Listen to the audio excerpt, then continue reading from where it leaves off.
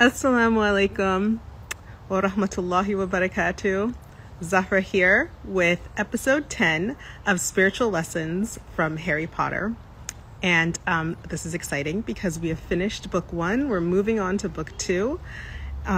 So let's begin. All right. My Harry Potter glasses, my wand. So before we dive into book 2, which is The Chamber of Secrets, I just want to do a little summary of book 1, the spiritual lessons. So basically what it comes down to, for me at least, is that you have a young boy who feels, is having not the best of circumstances, right? It's an unfortunate upbringing. His parents have died. He's been left with his aunt and uncle who don't care about him. He doesn't have that many friends. Walaikum salam.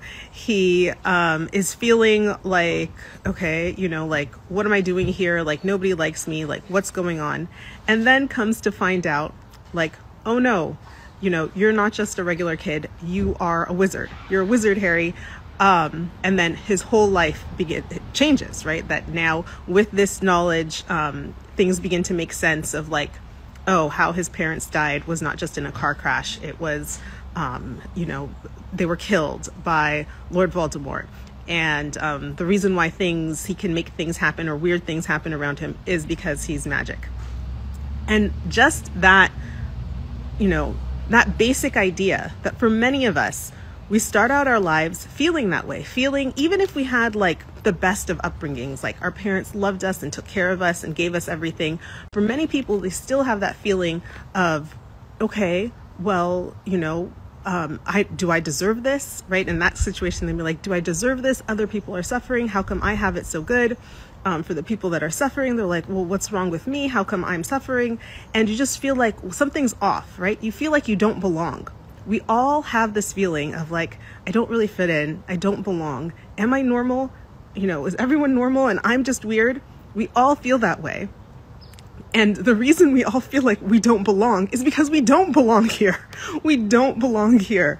We are divine beings, made for Jannah, right? This is our temporary home. We are made for the afterlife, for life with Allah, for life close with Allah, with peace, with abundance, with joy, with all of those things. So we don't fully belong here on earth. And so that feeling is universal. Look at any story, any movie that you like, right? Usually the main character somehow doesn't fit in. Even if they're the popular kid, they're like, oh, everyone thinks that I'm this popular kid, but I actually don't really feel like I belong. It's literally just so universal. So when we have that feeling of we don't belong, and then we find out the truth, just like Harry found out the truth. Oh, you're a wizard. And our truth is we are God's divine representatives. We are Allah's divine representatives on earth, living here temporarily to spread God's love, peace, light, joy, mercy, justice to the world, right? To allow whatever gift and we have within us to shine through us and into the world, to serve and to support and help those whom we interact with and whom we touch. So just that kind of main message. And then when Harry discovers that, right, now the adventure that starts from that, like, okay, now what do I do? Who are my friends? Who are my allies? Who are the people who, are causing me friction? How do I navigate? And you don't have to know all the answers. Harry didn't set out for like, oh, I'm going to find the person who's killed my father and get back at them. That's not what he was trying to do. Just things started to unfold, and he handled each moment as it came up to the best of his ability. And, in the end, he delayed Lord Voldemort's power. That was never his plan. That was never what he was, trying to do. But that's what ended up happening. And in the same way, we can allow things to unfold in our life and use what we have around us and all of that. So I just wanted to give that little summary from book 1 the Sorcerer's Stone. And now, episode 10, book number 2, The Chamber of Secrets. As I've already said, I am not really feeling these new covers, but it's what I have. And so chapter 1 starts with the worst birthday. And here Harry is back at the Dursleys. He has to go back there for the summer.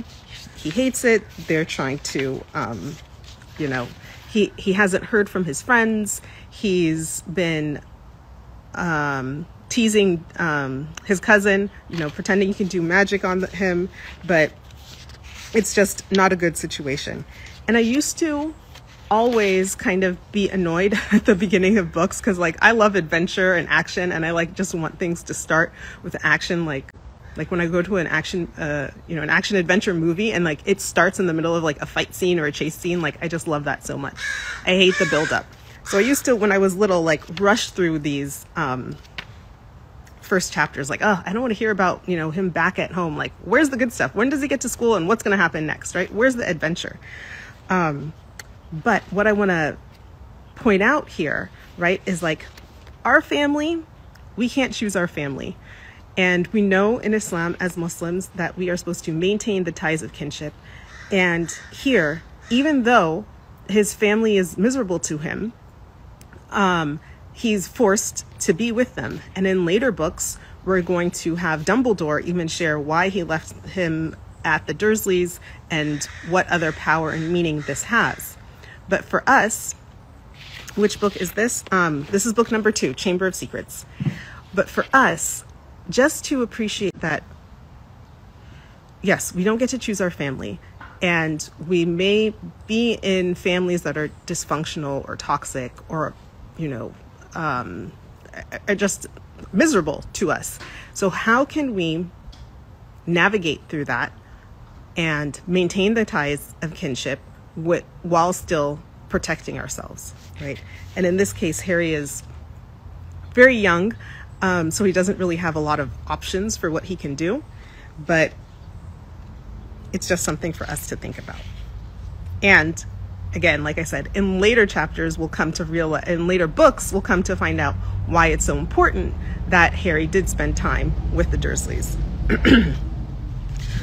So anyways, it's his birthday and they've completely forgotten about it. And on top of that, he hasn't gotten any letters, any, owls, any notes, anything from his friends, from Hagrid, from Harry, from Ron, from Hermione. So he's just feeling very isolated and very alone. Oh my gosh, did I dream this whole thing? What's going on?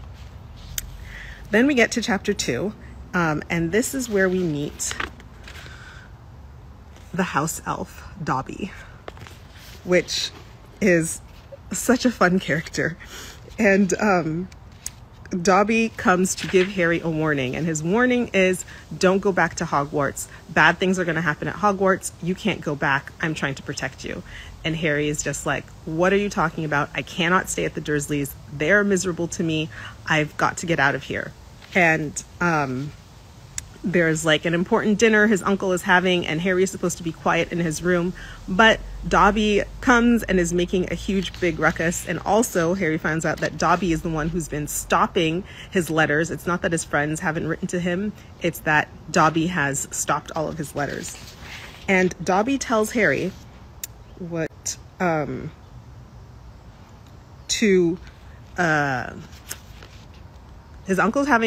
Harry's uncle's having a dinner party, and his aunt has made, a delicious dessert. And Dobby is asking Harry, please promise that you're not going to come back. And now Dobby is threatening to throw this dessert down and ruin, right, his family's dinner, which will get Harry into a lot of trouble. And he's telling Harry, promise that you won't go back. And Harry's I cannot promise that. I cannot make that promise to you. And Dobby then throws it down. And as I was rereading this chapter now as a grown adult woman, I was why didn't Harry just lie? Why didn't Harry just say okay, fine, I'm not going to go. I'm not going to go, so that Dobby wouldn't do that. But he doesn't. He tells him the truth. He tells him no, I cannot make this promise to you.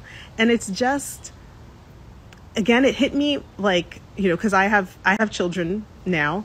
My oldest is 11, and just how like the inclination is to be honest, it's to tell the truth, is to be like, I can't make this commitment to you. I don't if I tell my kids whatever it is, like, are you going to do this? Are you going to, eat your food before you eat your dessert or whatever? Like, no, I'm not going to. And they're like, not even going to pretend about it or like, okay, I'll try and then sneak it in. They just straight up tell you the truth. And it's such a beautiful thing.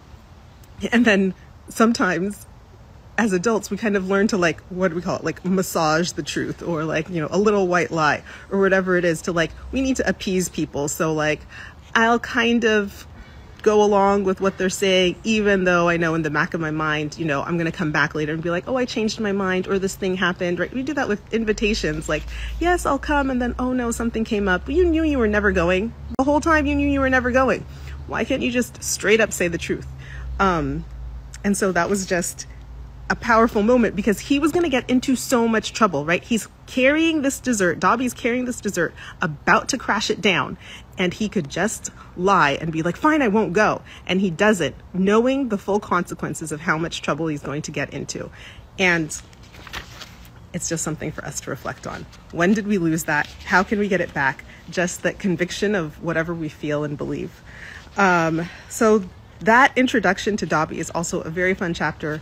We learn about house elves and how they interact with wizards. Dobby is just taken aback by how kind and generous Harry is, even though he's just doing normal things like telling him to have a seat or like asking how he can help. And we're going to just end here with these first two chapters, because the next chapters, the adventure does begin, and I'd love to just dive into the adventure in our next episode. So if you, again, are new here, my name is Zahra Al-Jabri. I'm a spiritual coach. I support Muslims to deepen their faith, and we are going through the Harry Potter series because it is a beautiful way for us to pull out gems and lessons that we can be able to use and apply in our own life. You do not have to have read the books to benefit from this series, but if you'd like to read along with me, we are in book 2, and we just finished chapters 1 and 2. All right. Assalamu alaikum.